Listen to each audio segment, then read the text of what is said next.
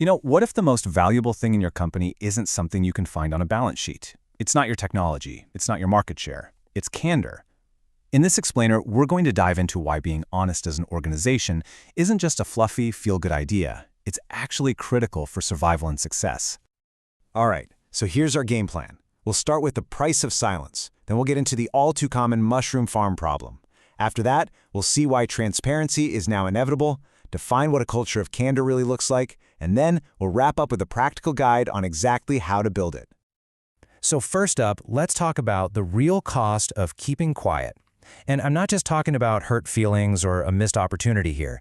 In some cases, the price of silence is, well, it's absolutely catastrophic. I mean, listen to this from Malcolm Gladwell. He really frames the problem perfectly.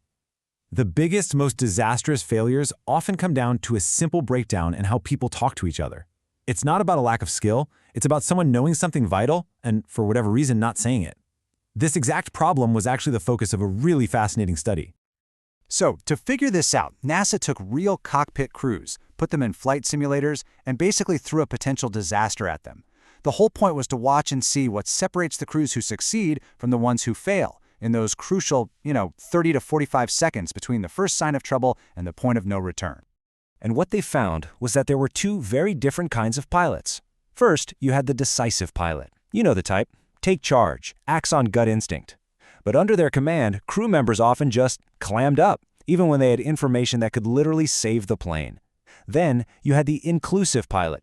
When faced with a crisis, they'd turn to their crew and just ask, "How do you read it?" That one question, it changed everything. And the results were, well, pretty clear-cut.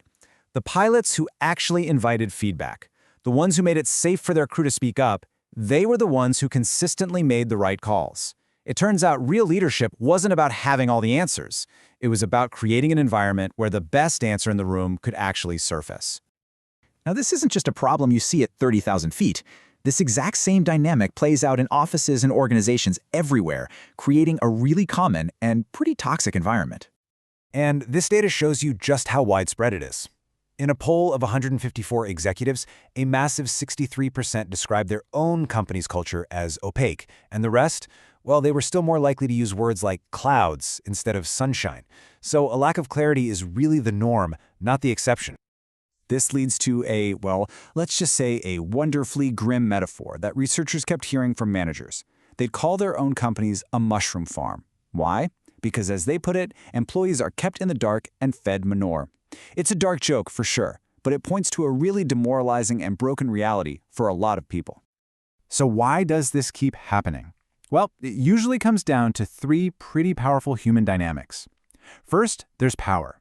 Some leaders hoard information because they think it makes them powerful. Second, groupthink.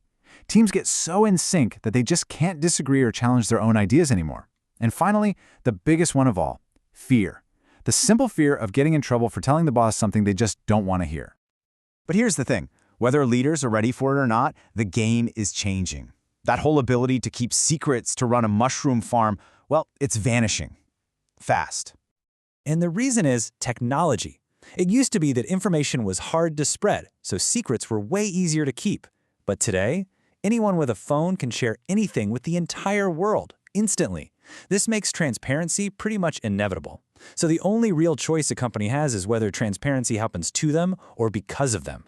The story of Guidant is a huge cautionary tale here. Back in 2002, the company found a potentially fatal flaw in its defibrillators, but for 3 years, they told doctors nothing. The silence was finally broken in 2005 after a college student died, and his doctors called the New York Times. And even then, it took another death before Guidant finally issued a recall. And the cost of that secrecy? It was brutal. Guidant's market share just plummeted from 35% all the way down to 24%. Doctors, their main customers, were disgusted. They felt betrayed. And that broken trust, it hit the bottom line hard. Okay, so we've laid out the problem, and the stakes are clearly very high. So what's the alternative? Well, it's about building something much, much deeper than just ticking a box for financial disclosure. It's about creating a true culture of candor. So when we talk about transparency, this is what we mean. It isn't just about what you're reporting to Wall Street. It's about how freely information flows inside an organization, up, down, and sideways, and how freely it flows outward to everyone who has a stake in the company. That all sounds great in theory, right? But how do you actually make it happen? Let's get into the practical, actionable roadmap that leaders can follow to build this kind of culture from the ground up. It absolutely has to start with how leaders behave. First, leaders have to tell the truth, the same unvarnished story to everybody. That predictability builds trust. Second, they have to go out of their way to encourage people to speak up, to create real psychological safety. And third, they've got to reward the contrarians, the people who challenge the status quo and save the whole team from groupthink. Of course, creating that safety, that's the hardest part. There's this infamous quote from the old movie mogul Samuel Goldwyn that just captures the whole paradox perfectly. He says he wants the truth, but then he immediately attaches this massive threat to it. It just goes to show you how much courage it takes for an employee to speak up and why that feeling of safety has to be real, not just a poster on the wall. So the roadmap continues with building some key habits. Step 4 is practicing those unpleasant conversations. Learning how to deliver bad news well is a skill. Step 5 is diversifying where you get your information. Leaders can't live in a bubble. They need to hear from employees, customers, even their critics. And finally, and this is a big one, Step 6, admit your mistakes. It totally disarms your critics, and more importantly, it gives everyone else on the team permission to do the same. Now, what individuals do is essential, but you've got to have systems that support it. You have to build an architecture for candor.